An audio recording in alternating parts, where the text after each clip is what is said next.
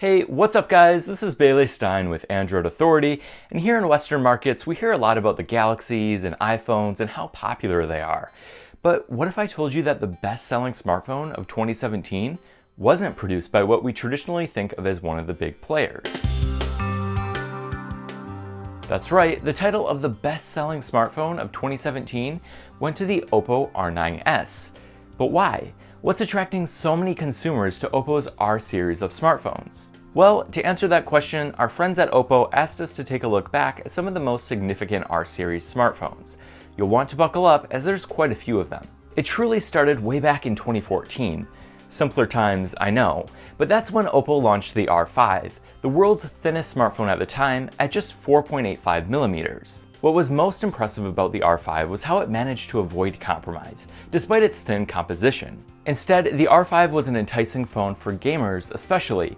Oppo went even as far as to create their own mobile game to teach users about the R5's capabilities. The Oppo R5's 5.2-inch Super AMOLED 1080p display, 13-megapixel camera, and use of the Snapdragon 615 set it apart from a lot of mid-range phones. And that's what really caught people's attention. Oppo was soon to become much more popular than they could have imagined. 2 years later, it happened. Oppo announced what would be the world's best-selling smartphone the following year, the Oppo R9s. I actually personally reviewed the R9s shortly after its release.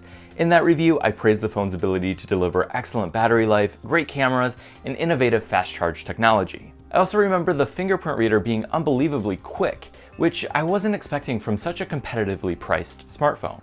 Despite the hardware improvements, Oppo managed to keep the R9s pretty thin, and perhaps most importantly, affordable. As one of the best mid-range smartphones of 2017, it should come as no surprise that people ended up loving it, especially in Oppo's home market of China. This thing sold like crazy on Singles Day, which, if you aren't familiar, is like China's Black Friday, occurring on November 11th each year.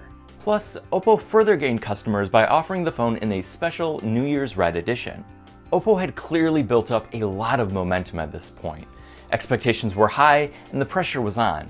Customers wanted to see Oppo deliver an even better mid-range phone. And, well, Oppo delivered just that with the Oppo R11 in mid-2017. I actually flew out to China to see this phone launch and be one of the first to get my unit before the general public. And as you may have guessed, I was very impressed. What's truly mind-boggling is just how much the smartphone appealed to the everyday user. It ticked all the right boxes and became the world's top Android smartphone in less than 4 weeks. Once I spent some time with the R11, I put out a review where I once again praised Oppo's work. The R11 featured even better cameras, a refined body, and the same great battery life. It was an all-around steal that I knew would appeal to the masses. At this point, Oppo knew they were onto something great.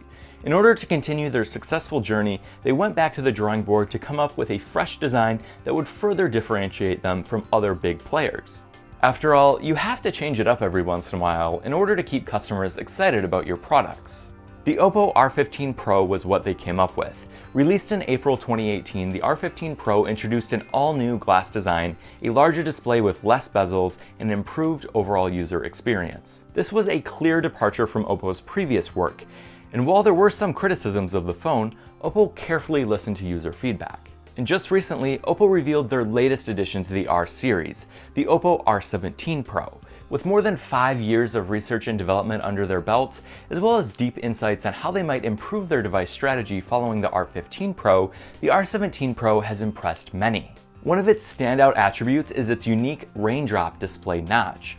Somehow, Oppo managed to significantly cut down the display notch size in just a matter of months. Not only does the R17 Pro feature one of the smallest notches on an all-display smartphone, it also features one of the coolest, most natural looking. The front isn't the only part that changed here though. For the back, Oppo embraced neon colors to create beautiful, eye-catching gradients. With growing confidence, Oppo took a risk and revealed one of the boldest smartphone designs we've seen to date. In our review, we praised the Oppo R17 Pro for its absolutely gorgeous design, awesome cameras, and its implementation of a cutting-edge in-display fingerprint scanner. With the R17 Pro, Oppo went against the trend of mediocre mid-range smartphone cameras even further, especially for low-light shots. I mean, just check out some of these sample images. The R17 Pro represents Oppo's dedication to relentless improvement. Not only did they deliver some exceptional hardware, but they also worked very hard to make the software experience more appealing to a wider audience. Oppo's R-series of smartphones has no doubt been one of the most influential smartphone lineups in history. And now, with a phone that goes against the tide while still being great for pretty much anyone looking for a great smartphone without having to give up an arm and a leg, Oppo looks to build upon their past successes. If this video has piqued your interest on Oppo, be sure to check out our video review of the R17 Pro, where we go in depth on why we think it's one of the best smartphones on the market today. And if you like this video, be sure to give it a thumbs up, subscribe to the channel, and hit that bell button to be notified when we release new videos. And also be sure to check out our website for even more coverage, as we are your source for all things Android.